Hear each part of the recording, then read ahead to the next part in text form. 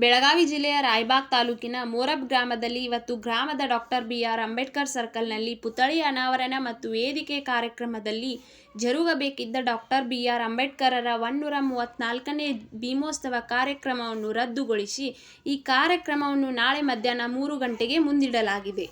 ನಾಳೆ ಕಾರ್ಯಕ್ರಮಕ್ಕೆ ಕರ್ನಾಟಕ ಗಣ ಸರ್ಕಾರದ ಗೃಹ ಮಂತ್ರಿ ಜಿ. ಪರಮೇಶ್ವರ್ ಮತ್ತು ಎಚ್.ಸಿ. ಮಹದೇವಪ್ಪ, ಸಮಾಜ ಕಲ್ಯಾಣ ಸಚಿವರು ಹಾಗೂ ಶರಣ್ ಪ್ರಕಾಶ್ ಪಾಟೀಲ್, ವೈದ್ಯಕೀಯ ಶಿಕ್ಷಣ ಸಚಿವರು, ಉಸ್ತುವಾರಿ ಸಚಿವ ಸತೀಶ್ ಜಾರಕಿಹೊಳಿ ಆಗಮಿಸುತ್ತಾರೆ ಎಂದು ಕಾರ್ಯಕ್ರಮದ ಆಯೋಜಕರು ಖ್ಯಾತ ವಕೀಲರು ರಾಜು ಸಿರಗಾವಿ ಸುದ್ದಿಗೋಷ್ಠಿಯಲ್ಲಿ ಮಾತನಾಡಿದರು. ನಮ್ಮ ಜಿಲ್ಲಾ ಉಸ್ತುವಾರಿ ಮಂತ್ರಿಯಾದ ಸನ್ಮಾನ್ಯ ಸತೀಶ್ ಜಾರಕಿಹೊಳಿ ಅವರು ಖುದ್ದಾಗಿ ಫೋನ್ ಮಾಡಿ ನಾಳೆ ಬರ್ತೀವಪ್ಪ ಅಂತ ಹೇಳಿದ ತಕ್ಷಣ ಅದೇ ಪ್ರಕಾರ ಅವರು ಹೆಲಿಕಾಪ್ಟರ್ ಪರ್ಮಿಷನ್ ಕೊಟ್ಟರು, ಡಿ.ಸಿ ಅವ್ರು ಪರ್ಮಿಷನ್ ಕೊಟ್ಟರು ಹೆಲಿಪ್ಯಾಡಿಗೆ.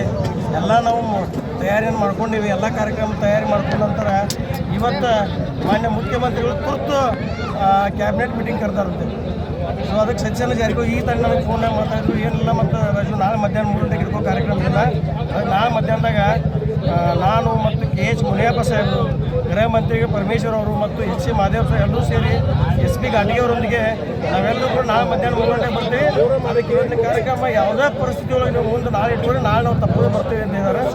ಅದಕ್ಕೆ ಇದೊಂದು ಅನಾನುಕೂಲ ಆಗೈತಿ. ದಯಮಾಡಿ ನಾನು ಎಲ್ಲ ನಮ್ಮ ದಲಿತ ಬಾಂಧವರಲ್ಲಿ ಮತ್ತು ಈ ರಾಯಬಾಗ್ ತಾಲೂಕಿನ ಎಲ್ಲ ಸಾರ್ವಜನಿಕ ವಿನಂತಿ ಮಾಡ್ಕೊತೀನಿ. ಇವತ್ತು ಹೆಂಗೆ ಬಂದೆ ಅದೇ ಪ್ರಕಾರ ನಾಳೆ ಕೂಡ ನಾವೆಲ್ಲರೂ ಈ ಒಂದು ಕಾರ್ಯಕ್ರಮಕ್ಕೆ ಹಾಜರಾಗಿ ಯಶಸ್ವಿ ಮಾಡಬೇಕಂತೇಳಿ ಎಲ್ಲರೂ ಇಲ್ಲಿ ತಮ್ಮ ಈ ವಾಹಿನಿಗಳ ಮುಖಾಂತರ ಅವರಲ್ಲಿ ನಾವು ಮನವಿ ಮಾಡ್ಕೊತೀವಿ.